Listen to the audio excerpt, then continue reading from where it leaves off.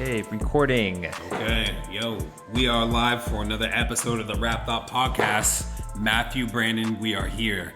If you haven't been here before, we take a look at an album, we listen to it front to back, we give you our rap thoughts on it, and that's what we do in a nutshell. And if you stick through this episode, you'll see what the full picture is. Is that accurate, Matthew? That's the gist, as they say. Cool. Yeah, and also keep note that the albums that are on this podcast are chosen at random off of a list, and it's an ever-growing list of hip-hop albums from the beginning, from the 80s up until today. It ranges. It's yeah.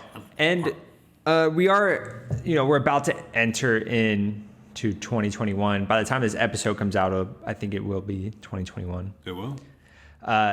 With that said, we didn't cover every album from 2020, obviously. So I am adding albums that came out in 2020 that we did not do on this podcast that will be on the list. So those could come up at a later episode. Anything's possible. Yeah, and I think 2020 was a great year for hip hop. A lot of great releases came out. Obviously, we didn't get to them all. We did a few. Because we didn't want to just focus on current hip hop, albums that come out as we're doing the podcast, because I think our goal is to go back and listen to all of the stages of hip hop and how it got to be how it is today. Mm-hmm. And and we hope that the listeners, you guys, discover albums that you would not have discovered otherwise. Because that's what it's doing for us, is we're discovering music that otherwise we wouldn't have gotten to. Yeah, and it's very important. You have to keep an open mind to this. And as Matt said in a previous episode, it's really important to think objectively and not to have any thoughts that you have around your modern influences or likes and compare them to things that aren't in your genre, aren't in your decade. So we were born in 88, so we like a lot of stuff from early 90s, mid 2000s. And so I'm not feeling so much, personally speaking, so much of what's being put out now. But I mean, it's still, even if you don't like it, I think it's, as we try to do on this pod, when you say hip hop that's being put out now, you're referencing the more popular hip hop, because there's definitely a difference between mainstream and but whatnot. If we're just looking at music as a whole, I think you would say that you loved a lot of music that came out today. Oh, absolutely. Like you have Saw Rock, you have Elzai, you have Royce. There is great hip hop being put out.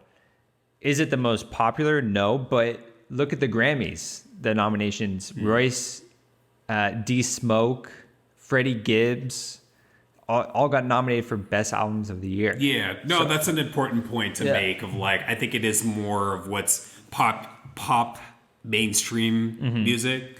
I'm not too big on, but there's a lot of modern and newer artists that I do appreciate. But I mean, to reestablish my point of if you have your niche and you really like it, don't let that complicate what's going on around you or outside of that, because you may like it. It may even expand what you're doing. And as you said, that's what we're doing here. Right. Expanding our own likes and seeing what's influences are. With that said, for this episode, we're expanding outside of the U.S. Oh, wow. We are going to Europe for this album, specifically Norway, Oslo, Norway. So we are doing Fredfades and Ivan Aves, Fruitful. Fredfades is a producer out of Norway. Ivan Aves is a rapper out of Norway. They have their own record label called Mutual Intentions. This album was put out by Jakarta, which is a German-based record label. And the only reason I even got familiar with these record labels is because I really love instrumental hip-hop. And there's actually some really amazing instrumental beat makers out of Germany and France and Norway. And there's just so many great producers out there, and they're more centered around boom bap and 90s hip hop and jazz. So they make that type of instrumental hip hop that I love. So I think that's how I got familiar with Ivan Aves and Fredfades, is just listening to instrumentals, and I was like, oh shit, there's this rapper from Norway who doesn't sound European. He sounds like he could be from the U.S., just with the way he flows and the way he says words. So me listening to this, because I had no idea, Right. you know, up until today, I saw that, I think it was, Fredfades doesn't have a Wikipedia, but Ivan Aves does. And Ivan Aves, sorry. Av, sorry. Yeah. My bad. I don't know why I said Aves. Av, he is somewhat on there, and it was saying, like, you know, he's Norwegian and stuff like that. So that was the only one I thought. But, you know, kind of from an interesting standpoint, whenever I personally listen to hip hop, I always just have this assumption that someone's going to be black or whatever else, just because that's the major population of this genre. Right. So when you listen, it's interesting listening to an artist and you have no idea where they're from. You have no idea if they're even from the U.S. You have no idea about anything. Yeah. And so it kind of, not knowing anything and listening to them. And it's not like if I hear like someone's white or if someone's Hispanic or if someone's yellow or orange, I'm gonna be like, nah, I'm not even trying to have that. Right. But it's just kind of like this feel of hip hop. As long as that's there, it's not even a problem. Right. And so I don't know, it's just kind of cool. Like as you're saying, like, oh yeah, they're from Norway. You didn't pick up any accents. There's no hint of that. It's just music. And that's how it should be. Yeah. It's just music. Yeah, and I discovered Ivan Aves a long time ago, before this album came out. This came out in 2015. I discovered Ivan Aves probably in 13 or 14. He put out an EP with Fredfades, I think like in maybe 2011 or something like that. So he's been going at it for a while. A lot of people describe Ivan Aves as the European Blue, just with the way he rhymes, and it's like soulful and poetic, and his flow and things like that. And he raps over jazz beats, jazz-based beats. So I was like, okay, that makes sense to me. I wouldn't say he is, too similar to Blue, but I could see how someone would say he's the European Blue. He's got that same laid-back type of flow and voice. But with that said, Ivan Aves, one of my favorite rappers. He's been one of my favorite rappers for the last 5 or 6 years. And I'd have to say he's extremely underrated. He put out a project this year. He's put out at least 3 or 4 projects since this album.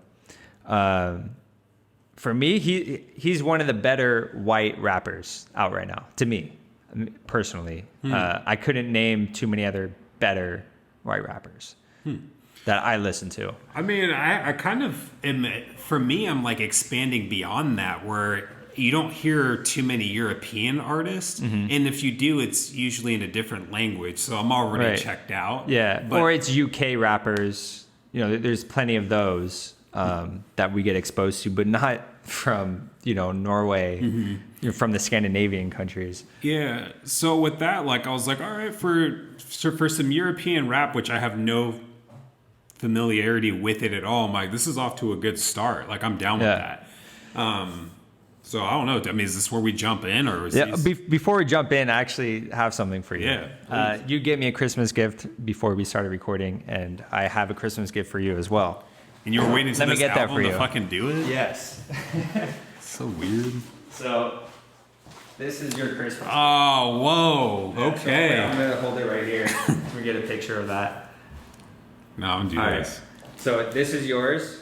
Dude, thanks, man. I was thinking too, that would sound so good on vinyl. Yeah, so wow. So this is what happened. I purchased this album from Jakarta, which is a German-based label. I bought it online because I think I pre-ordered it because I was really into Ivan Aves. I was getting really into him. I was like, okay, he's putting out a new album. I want that. So I pre-ordered it. I get it, and there's 2 copies in my package. Word. So I'm like, wait, did I accidentally order 2? Like, did I just press 2 and didn't realize? And I looked at it, I was like, no, it said 1 on the receipt. And I only got charged for 1. So I emailed them, and I was like, hey, like, you guys accidentally sent me 2 copies. Do you want me to mail it back to you? And they're all the way in Germany. And the woman who was running their shop was like, no, like, keep it. We recommend you give it to a friend or give it to someone. And I was like, okay, cool. I'll just keep it. And So I kept it. And I was like, I don't know who to give this to. I don't know who would appreciate it or like it. So I think when this album came up, it made me remember that I had 2 copies of it because I totally forgot. So I was like, okay, hopefully Brandon likes this album so I can give it to him. Yeah, man. Thanks for the gift. I'll definitely be bumping this. I think that's a good segue to go in though, for sure. Yeah. So when I first, Matt did the randomness. He sent it to me. Said like, hey, you're gonna have to find under this because if you look up this one, a different artist will show up, something like that. So I find it. I put it on. Behold is the first track. It's the first one we're doing. Mm-hmm. This is actually. This is 12 tracks. It's 32 minutes long, so it's a pretty short album. It's pretty much an EP. Mm-hmm. If you took away the instrumental tracks, it would be an EP. Yeah. But if you want to take just the whole experience of listening to it, it is an album, and you take into account the instrumental songs and what they do to the concept or how they fit in. Then I definitely look at it as a full album because it's a full listening experience. Yeah. And so what did I count on here? Like there's 1, 2, 3, 4, 5. There's like 6 of the tracks are instrumentals.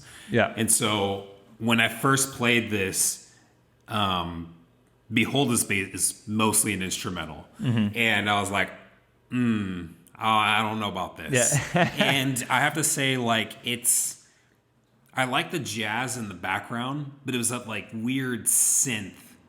There's a lot of keys on this production. Yeah, and it didn't sit well for me at first. Yeah. And I was like, this sounds like some kind of, not to trash local people, but like something that like someone just kind of experimented with and tried to make. Right. And it took me a minute to get used to it. Like I always listen to the album as we're talking. And I'm kind of like, okay, like that's fine. And now the rap kind of settles in and it feels well. But then even some of his rhyming and the echoes and the effects that are in there, I'm like, Yeah. So when the first track, you're beginning, you learn in classes that the first thing that's important is like your introduction and how you end with something. It's not necessarily the middle. People forget about that. Mm-hmm. So the intro is one of the most important parts. This one set me off kind of like, oh no. So right. That was my experience. Yeah, I definitely agree that this is probably the weakest beat on this album. Mm-hmm. It's very laid back. I agree with you. I'm not a huge fan of the keys on this song. I do like the keys on the other songs, but the keys and the synths on this one, yeah, it's not my favorite. I agree with you on that one. But I just love the way Ivan Ave comes in on this. Rapping and it's very laid back. It's a really dope flow. He just says really cool things. I think like it's super smooth. He says use jazz hands while the pendulum dances back and forth like tennis practice. It's just very simple rhymes, but it's dope at the same time, and it's very smooth. To me it's really cool to listen to that. Like I like those types of rhymes where it's not too intricate. It's also not too bland or just plain. It's got a good middle ground. Mm-hmm. But the way he's singing "Behold," like it's just it's weird. So yeah. Like, it's a little bit. He does that a lot. He actually sings a lot more on his more recent stuff. It's more not R&B, but it's more soulful rather than rapping. It's hard to explain, but. Yeah, so that's definitely his style. Where this one, I love his rapping on this, but yeah, sometimes his singing can be a little bit off. But I think he gets better at it on later projects. Yeah, I mean so as a first impression, I wasn't too sold on it. Yeah, but one thing I want to mention before we go to the next song, I think on this album, he gets very personal. And you might not catch it on the first time. You might have to listen to it a bunch because it's quick lines where he gets personal. Like on this song, he says, "Rest in peace to my father. Never knew how to talk with him, but I am built out of parts of him." So he's saying really deep stuff on here that you might not catch. Mm-hmm. And that line I resonated with, and I understood, and I was like, "Oh shit, like that's crazy." Like I almost feel the same way. Not that my father died or anything, but I was like, your dad's still here. no, but talking with him, like never knew how to talk with him, but I knew, always aware that I'm built out of parts of him. Mm-hmm. You know what I mean? Obviously, I wouldn't think about that. I would think about that more if my father passed away, but I'm not in that position. But him saying it, I could think about it. And it's weird because I'm 32 and I just met my dad for the first time a couple of years ago. And so listening to that lyric, it resonates with me because it's like I hang out with my dad. I'm like, I do that. I sit like that. I say that. Right. And it's weird. So I feel that, what he's talking about. Yeah. And behold, and when he's like you said, he's saying behold changes. And I feel like that's kind of the basis for this album is facing changes and being okay with confronting yourself with changes that are happening. Because I'm pretty sure he's in his mid-20s when he made this, or late 20s. And he's a school teacher. I don't know if he's still a school teacher, but he was a school teacher when he made this. So, he's trying to figure out his life and what he wants to do and things like that. So I think when this album came out, I resonated with a lot with what he was saying. So to me, it's like a very personal album that I related to. So next we go into Fruitful. Fruitful, it changed directions for me because like coming off of that track and going to this is like, okay, like this. Yeah, it's got some bounce to it. Yeah, it's like this has some bounce to it. And I thought you said balance. And I was like, okay, like balance is true. Too, when you said that, because I was like, in the first track, you got these weird keys, you have this weird singing, but then you have this jazz in the background that could be good if it was brought out more. But then in this one, it's like the beat sounds good. Everyone that's on there rhyming and everything sounds cool. Yeah. The content I messed with from what I got of it, like it's kind of like this wanting. I mean, the track is called Fruitful, and just kind of wanting the best for the people around him. Yeah. And you had said the line earlier of like, stop looking for clues in the sky. So it's kind of like this, I interpret it as like this struggle and wanting the best for everything. And I wish my family would do well and all this and that, but like kind of not actively doing it and kind of like, hey, you got to stop looking in the sky for clues and like, you got to go do something. Yeah. But like wanting the best for everybody. Absolutely. And I think there's undertones of being agnostic. He mentions it later in the album too, more specifically. But the chorus is, "I pray to lunar so that my crew stays fruitful." So he's praying to the moon because it's actually there and he can see it and he knows it's tangible. So that's who he prays to. It's like Eminem and what's his name, B.O.B. praying on making wishes on pretend that airplanes in the night skies are like shooting stars. There we go. Right. Yeah, so the airplanes that are going through the sky, like, oh, that's my shooting star. I need a wish right now. So it kind of makes me think of that. That's cool. So he's saying, I don't believe in God, but I believe in the moon, and I'm praying to the moon so that my whole crew relishes in the fruits of their labor, and they expand and they do better. And to me, this is another instance of him going through changes and developing his sense of self and what he believes in. Do I believe in God? Do I not? What do I believe in? Things like that. But he says, provide food for the tribe. They said, stop looking for clues in the sky and break soil. The day breaks. So, like exactly what you said, stop looking to the sky for things to happen, go and break soil and make it happen. And then he says, I don't look down while I'm climbing. That shit will knock the air out of you, knock you out of your airs. I just thought that was a really dope line. I always love that line when I hear it. He's saying, knock you out of your airs, like your Air Nikes, like knock you out of your shoes. Yeah. Yeah, I thought that was a dope, entendre. Actually, without reading the lyrics, I kind of thought it may have been knock you out of your airs, like kind of like royalty, like if you think you're the king of the castle or like on the top of something, kind of getting you out of that mindset. Like, no, you don't run shit. Like you need to get out of that mindset and start making moves. That's a cool way to look at it. And then I thought Fresh Daily. I don't know who these features are. Fresh Daily and Juju Rogers. I've never heard of them before. But I liked I like Fresh Daily. He said, we both crucial when throwing our darts. Can't be fruitful without knowing a loss. Now I shine like I glow in the dark.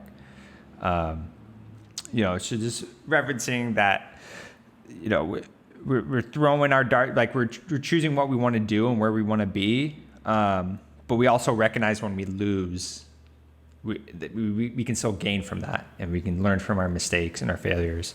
So like in order to get where you want to be and be fruitful, you have to experience loss. Mm-hmm. I thought that was cool. And then I liked when Juju Rogers says, I keep a healthy but small circle of people around him. And I think that's I think that's something you learn when you're out of college in your mid-20s. You learn that it's better to keep quality friends over a quantity of friends. I agree with that. So when you're in college, obviously it's so much easier to have a quantity of friends because you live in the dorm rooms and you have access to so many people around you. You're going to be friends with a lot of people. That's a given. But are all those people giving you something in return? Are they inspiring you? Are they pushing you? Are they giving you the support that you need? Mm-hmm. Most of them aren't, and they're not going to. Yeah, I'd say like it's a natural transition anyways as you start to come out of college and your circles get smaller, people move away, people have kids. Unfortunately, they may pass away. But the people, through the experiences, you definitely keep some tighter people to you. Start mixing people out. So. All right. So next we have Back to the Streets, which is the first instrumental that we have on here. When I heard Back to the Streets, I was on board. Yeah, you're like, okay. I'm going to like this. Yeah. The production's dope. I think we have to give it up to Fredfades. He's a super dope producer. I still listen to Fredfades all the time. Actually, he released an album this year, but it was not a hip hop instrumental. It was house music, which was really good. And I was like, damn, this is fucking dope. House music's kind of hit or miss. I'd be interested to hear that. Yeah, I'll send it to you. It's dope. It's fun for me because it's more energetic. And it's got more of a bop to it. And for me, I definitely get in moods where I want that. I don't want super laid back jazzy beats all the time. Mm-hmm. So I'm down for house music, especially when you're working out or something like that. But yeah, I love this beat. It's got a really cool sample. It's very chill. It's fun to listen to. Oh yeah, it's dope. And then I think after when I heard this one, I texted, I was like, yeah, I can see why. If you've listened to this already, I was like, I see why you chose it or why it's on here. Yeah, definitely up your alley. So after that, we go into the reaping. This is another one of my favorite beats on the album. I like the start of it. It's very it's almost like someone's trying to dial in the beat. So it starts off kind of distorted as if you're playing a very bassy song too loud in your car. Right. But then it disappears a second later, like they're just adjusting. Yeah. But then they get it just right. So if you haven't heard this song before and you put the vinyl on, you'd probably think there's like, oh, I need to fix my record or my stereo real quick because the bass is too high. Mm-hmm. It made me think of that. Like, oh shit, I need to change something. But yeah, I love this song. I think he says some really clever and witty stuff on here. He says, we come correct like a baby on due date. He says, I blame Nas when I don't get enough sleep, or the cousin of the Reaper talk. Reaping in the rain, bumping Tupac. I used to say, girl, can I chill with you? Now I'm smooth, like, can I split the bill with you? I was like, damn, those are dope lines. That's cool. And that's growth too, there of going from when you first meet someone, that excitement of going to dinner and everything. And I'm going to pay for dinner. No, I'm going to pay for it. And then eventually growing together and splitting it together or covering it on occasion. Yeah. I get a sense of a lot of growth on this album. And I think I was going through a lot of the same things at the time that this album came out, which I think is why I like this album so much, even though it's very short and there's not a lot to pull from it. I mean, there's a lot, but there's not a lot of lyrics. There's not a lot of rapping on this. Mm-hmm. It's very minimal. That's the cool part of instrumentals too, is they make you feel a certain way that may not, it's totally, I don't know, subjective. Yeah. And I really like the horns on this song, and they have an actual trumpet player featured on here. It's not a sample. They have an artist that's from Norway that they work with who went to jazz school. So I like that addition to it. I like the horns in this song a lot. Yeah, the horns sounded. I just thought of everything there was an added touch, and from what was it, Back to the Streets to that, like that was kind of the start of like, okay, this album's actually this is cool. This sounds good. Yeah, it's a little bit different than most other hip hop. I think European hip hop is much more grounded in 90s hip hop compared to where we are now. They're not to say that they're behind, but I think they gravitate towards that sound more for whatever reason. Yeah, every region has a style, and that could be what they kind of firmly planted themselves in, and it's working. It's working for this album at least. So yeah. So next we go to Never Seen, which is pretty short track. It's like a short track and some change. Yeah, but there's some great lines on here. He says, "My first suit came with a heart on the sleeve." Basically saying I was born with wearing my heart on my sleeve, and that's just how I've been. That's how I grew up. And here's another line that has to do with growth. He says, "Still confuse love and lust a couple times a year. Still spill my guts to the crowd while they spill their beer." And I think that's something that a lot of young, especially guys, they confuse love and lust. Especially in your early 20s, you're figuring that out. You know what I mean? And you're like, okay, do I love this girl, or am I just having fun with her? Like, where is the line? And it could be blurred sometimes. So I think he's recognizing that, and he's seeing that for the first time. He's like, yeah, I don't know if it's love or lust. Like, I need to figure that out. You said he was pretty young when this dropped, yeah? Yeah, I would say mid to late 20s, I would assume. And the kind of the theme of the song is he's also talking his shit and saying, I'm going to be like things you never seen. So with that concept, he says, things like, I'm going to be like something you never seen, like Bond taking a shit, like evidence that God exists, your boss blazing a spliff. So various things, some of them are funny, some of them are more serious. So when he says, you'll never see Bond taking a shit, he's the most cool, suave guy. Yeah. You're never going to see Bond in the... When he said that, it threw me off. I was like... Yeah, it's pretty random. But I was like, all right. I mean, that's true. I'm not going to see him taking a shit. But I'm also not going to see Mr. Bean taking a shit either. Yeah. Whatever. So, but then he gets serious and he's like, I'm going to be something you never seen, like evidence that God exists. And this is going back to relating to I pray to Lunar so that my crew stay fruitful. He's not praying to God, he's praying to the moon. They're like a double entendre because it's like you said, but also, I'm gonna be something that you're not expecting. Like you've never seen anything like this before. Right. So I think that's a pretty cool thing to say, and staying consistent with his religious beliefs too. Right. Yeah, and I feel like he feels the need to make it known that that's what he believes and that's what he's on right now. Of just being like, I only believe what I can see or have evidence for. He's not putting his beliefs into the sky, so to speak. Yeah, that makes sense. And then the next track is Duck, D-U-K-K. I think it's duck, I would assume. I don't know. Maybe it's probably a Norwegian word or something. Probably. So I'm just listening to possibilities. I don't know. But this was another one where I was like, okay. I think at this point, I was like, I think, as you were saying earlier, that first track just didn't fit very well. Because I really liked everything that came after that. And leading up to this one where it's way more upbeat. It's very bubbly. Yeah. I don't know what kind of mood it puts me in, but definitely just like a head bumping kind of like. For me, it's a very melancholy album where it's very chilled. The beats are laid back and chill. It's like a laid back boom bap beat. It's got lots of soul to it, but it doesn't get you hype. It doesn't get you excited. For me, it puts me in not somber but melancholy. You know what I mean? You're like in between. Does Duck do that for you too? Because that kind of hypes me up a little bit. A little bit, yeah. This one has a little more of a bop, but I'm saying like the overall feel of the album is pretty melancholy, I would say.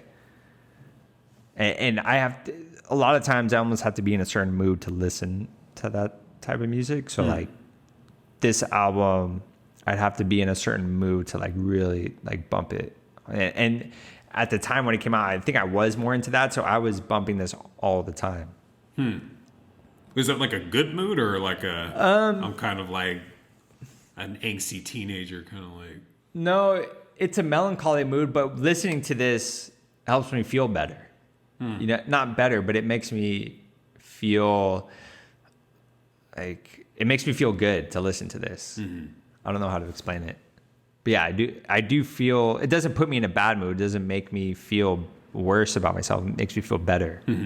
Are we followed by Walking Home afterwards? Yes, Walking Home.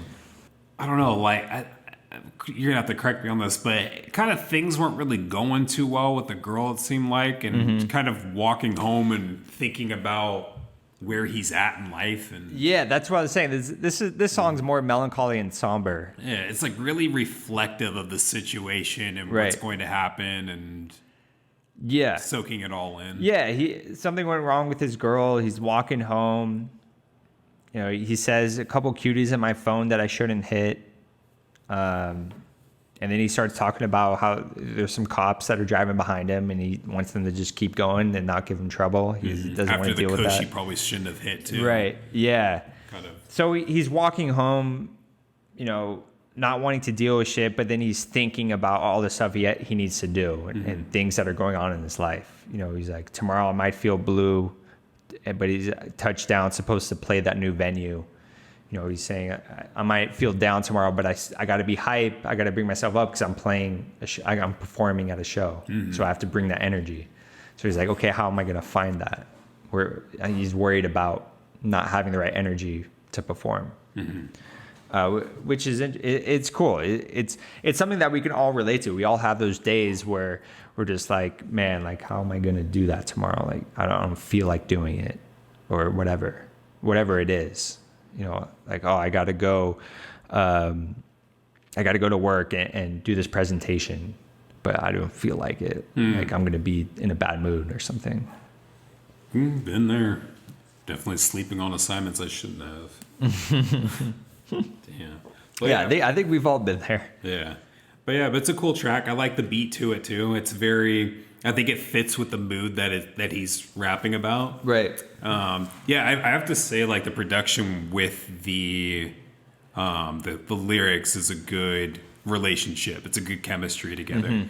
So definitely, and they've done multiple projects together, so they're kind of a tandem where they don't work together on every project, but they've done probably 3 or 4 projects together. Yeah. And then Phrase 3. I kind of like just even the title because you want to say Phase 3, but it's Phrase 3. It has this really funky beginning to it that kind of builds up over time. And then I think the funkiness kind of goes away, but it comes back in parts. Right. But, and that might be the Phrase. No, not Phrase 3. Yeah, and this beat's a little bit more upright. I feel like after that somber and melancholy song of Walking Home, this one kind of picks you up a little bit. And it's picking the energy up. It's a little more bright. Because Walking Home, you can imagine it's at night. You know, it's dark. And then now, maybe it's the morning and it's bringing light back to the day. Yeah, but it's like it's almost 2 minutes long. Yeah. And it is 2 minutes long. So, but it's a cool little interlude to the next track. Yeah, Watching You, featuring Jalal Salam. This one definitely is a reflective song. It's basically Watching You. They're talking about themselves. Like, I'm watching myself and talking about that. So Ivan Aves he's talking to himself and he says, I see you getting mad even when you say you ain't. I can see you lately, how your ego has grown, even got between you and your bro. So he's looking at himself. He's like, yeah, you're really mad, and then you're trying to hide it from people, and you're saying that you're not mad. You're hiding your emotions. Is it kind of like the dude? I see you. I see what you're doing, and you're putting on a front. Exactly. He's talking to himself and confronting himself and calling himself out. Who you think he is, and he's saying like lately your ego's growing and you're like it's getting in the way of you and your friend. Like you guys are not seeing eye to eye. And then he says, I was watching when you told her you don't really want her and told yourself you don't really want love. Saw your own reflection in the storefront and had to look again and say, who are you again? So, those are really deep lines of being self-reflective and questioning yourself and calling yourself out. Do I really want love right now? Is that why I don't want to be with her? Because I can't, I don't want that right now, or I can't be loved, or I don't think I could be. It's a lot of introspective thoughts. I just heard that I see you Av and I see you when they call you Ave, and kind of like I don't know, just like how you handle a situation. It's just like I see you when you do both, and like kind of like I'm wondering if there's a little bit of juxtaposition of I see you and I'm calling you out on your shit, and that's when you need to be called out on your stuff so you can set yourself right. But I've also seen you like in bad situations and how you have handled it. And like, this is, you're capable of doing these things. We just need more of it.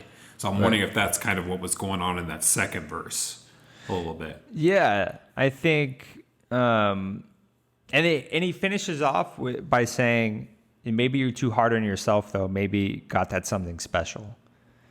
So at the end, he's like, yeah, maybe I'm being hard on myself. Maybe I am special or I have a gift. But, I think I'm sure he's aware that him questioning himself will only help him grow. He's pointing out things that he doesn't like that he does or that he's going through. So whether it's that, dealing with relationships, dealing with his ego, dealing with how he handles his emotions. Those are all things that can be worked on and should be worked on, and not just ignoring them. He doesn't want to ignore them because he's calling himself out. So yeah, it's a powerful song, I think, when you really get into the lyrics of what he's talking about. I really like tracks like that. Eminem has My Darling, where it's conversations with yourself. And Busta Rhymes has one, I forget what it's called, but it's on, it's either on The Big Bang Theory or it's on Back on My Bullshit. It's one of those albums. And I just like that inner dialogue that they have with themselves and Tyler the Creator and Goblin, where it's like, there's this person that's being detrimental and you have to like come to terms with that and confront yourself in order to grow. But then they're also teaching you a lot of things too, like, as much as you want to bury me, like I'm very much a part of you. And I've felt that way too. Like there's people that I may be around that I don't like and don't want to be around. And those natural feelings of dissent, I don't know. It's just like not liking someone come up, but it's like, these are true and I feel that, but we can't have that right now. So that inner exchange. So yeah, it's a cool track. Yeah, it's relatable for sure. We've all had those moments where we had to look ourselves in the mirror and be like, what's going on? Like, what are you doing when you did this? Like, get it together. I'm still dealing with that with procrastinating, whether it's even this podcast or my own personal life of doing something for work or soon going back to school. I'm always like, dude, at least like look to see how long it's going to take you before you sit on it. So I deal with that all the time. Yeah. So next we go to the 10th track, Get Paid, which is another instrumental. It's got really dope samples. It's a cool beat. And the sample repeats, get paid. So I don't know if that's feeding into his ego of trying to make money from it, or like a motivation, or it's a motivation to turn things around. It's like, dude, get out there and get paid then. Right. Yeah, turn your shit around. Like, get your shit right so you can go out and get paid. Yeah, I think I want to say it's more of that. Yeah, I agree with you. Yeah, because it is a upbeat type of production. It sounds inviting and hopeful. I would say. Yeah, definitely. So the next track, number 11, is Waters. I think this is my favorite song on the album. Your favorite one? Yeah, this is my favorite. I love the beat. I love his rhyming on this. It's a little bit more poetic. He says, the big blue rose over the coast. The moon's proposing a toast. You can hear the fruits grow. I like when artists get poetic like that and bring in imagery to their lyrics. This is the last lyrical track on the album. So I'm kind of wondering if that sums up everything that's been discussed through the previous tracks, from that line you just said of, overall, if we look at it, we still got the fruits coming up. Like we're producing fruits. So we're learning from mistakes. We're making changes. We're growing. Yeah. We're making the best out of a bad situation. And he obviously relates to the moon a lot. He says that a lot throughout this album of praying to the moon. And he's saying the moon's proposing a toast and letting you know that it's going to be all right. And giving him that comfort that the fruits are going to grow. And he says, and then he starts talking about being in his room with his music and what it does for him. He says, cigarette ashes on the vinyl we listening to, this room spinning like an infinite groove we in tune. And I just love that imagery of being in a room playing records and you're in an infinite groove. You're just feeling the music and that's all that matters. And you're just completely in tune with that. So yeah, I thought that was cool imagery to put in there. Yeah, and I'm also thinking about, in the chorus, it says these waters run deep.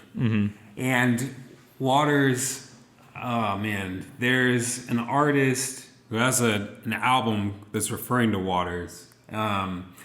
And one of the tracks is you're going to remind me as I'm talking about this, but one of the songs is called THC, and it's an acronym for the healing component instead of referring to weed. And throughout the album, the theme is that, water is needed throughout everything. It's the source of all life. It's 80% of our eyes. Our bodies are made of a big composition of water. Like it's really important. Is that Goody Mob? No, and I'm going to look up as I'm chatting. But like water is really important. And to say these waters run deep is to also say like, there's a lot going on and, but it's not the end. We'll figure this out. Like we got this. These waters run deep. We're good. That's kind of what I got from what he's saying. Yeah. To me, that he's saying, these waters run deep in the sense of there's a lot I have inside of myself to give, or I have a lot inside of me to rely on. My waters run deep. He has a lot of depth to him and who he is. And he's like finally recognizing that after going through, whatever stages he's gone through on this album of questioning himself and dealing with issues that he's had to face. The Waters by Mick Jenkins. Gotcha. Mick Jenkins. My bad. So, that kind of takes us to We Out. We Out here. And it's a very is the word somber appropriate here? Yeah, I would say somber. It's kind of too it makes it, I don't want it to seem too sad, but it's if you're looking at a movie, the end credits time, there's nothing else happening and kind of just carries you out. But I would want to say it's off of a good note if he's talking about growth and strength. Definitely the last song walks you out of the album. It doesn't sprint you out. It doesn't throw you out. It kind of just you're just on a slow walk through the park, at the sunset, and you're quietly leaving. You know what I mean? Like it's it's. I wouldn't say exactly somber, but along those lines. It's just like, okay, we got to go now. Yeah, it's just like We Out. Like I kind of think of I forget some movie where it's just like a screenshot. They're just throwing a peace sign up and walking off in the distance and kind of thing. Like it leaves you on a good note. It's like, yo, we out. I told you everything. You know what I'm working on. You have a better idea of where I'm coming from. Like I'm out. I'm about to go make some changes. So that's kind of what I got from that. But that's the album. That is the album by Fredfades and Ivan Aves, Fruitful. It's a short listen. So anyone out there like hesitating because we said that he's a Norwegian rapper, You shouldn't hesitate at all. don't hesitate. You can throw this on. It's super short. If you like cool jazzy beats, you'll like that. If you like cool laid back lyrics, you'll like that. If you want something a little bit different, you'll like it. It's a dope album to me, even though, there's not a lot of meat to grab onto. It's very skimmed. There's no fat on it. It's literally, they skimmed everything off, and it's just like the bare bones of what you need from the lyrics. But he's saying a lot, I think, in between the lines, and there's a lot of deep stuff in there. Yeah, it's a dope album. I mean, this is something I could throw on. I like to listen to records when I'm cooking dinner, if I'm doing some dishes or something. Like, this is prime for me. Yeah, this is a laid back album that you can throw on in the background, and it'll be like you'll enjoy listening to it. You'll nod your head when certain beats come on. Yeah, and I definitely see it like being played on the ride home from work. Maybe not to, but from work. Where I'm like, all right, I'm going home. I'm going to kick back and just kind of kick it. It's been a long day. So after listening to this, are you interested at all in listening to more of Ivan Aves and maybe new stuff that he comes out with? They definitely, I would say they have my attention, mostly because, like I said in the beginning, I'm not familiar with any type of European artist. So this is already kind of a good start. So I'd like to hear more of what they have to do. And this is 2015. This is 5, almost 6 years ago. Right. So it's definitely like, okay. He's put out a lot of projects since then. And I think, and definitely his albums that came after this are more well-rounded and have a little more depth to it. But I think I just always connected with this album a lot. Maybe because I was going through some of the same stuff that he was going through on here and doing self-reflection and things like that. So yeah, and I'm glad that, they sent me an extra copy of the album so that I could gift it to you. Yeah, I'm glad that they did too. That was cool. It's cool that they were cool about. I know. I was like, wow, that's really cool that they were send it back. I feel like they do it because it's more oftentimes more expensive. Yeah, it probably wouldn't expensive for them to send me a label and have it mail it back. And then for them, it's like, it's almost better for them for me to promote their artist, and give the record to someone else who can, and then they share it with someone else. You know what I mean? And it just keeps going from there. Yeah, that happened. I ordered a game one time and they sent me the wrong one and that. And I was like, hey, y'all want this back? And they're like, just keep it. But it was a cool album. I'll definitely be looking out for more of their, I'll look into more of their stuff and keep some eyes open. So dope. Definitely don't let any type of, be open-minded. Well, I purposely didn't say anything when this album came up. I literally said nothing to you. I said, this is the album that we're doing. Yeah. Because I didn't want to be like, yo, this is the best white rapper out of Europe right now, and he's my favorite. Yeah. And, you know what I mean? Because then you'll be going to like, all right. Yeah, how good is he? Who the fuck is this guy? Yeah. So that's, I operate best with that of no standards. So, but yeah, it was cool. Dope. So yeah, thank you for listening to this episode of the Rap Thought Podcast with Matt and Brandon. Thank you for following us on social media, on Instagram, Twitter, Facebook, and for subscribing and following on Spotify and Apple and Google and Stitcher and Amazon, all that fun stuff. We appreciate the listen. Yeah, and you'll hear us next week. All right. Peace.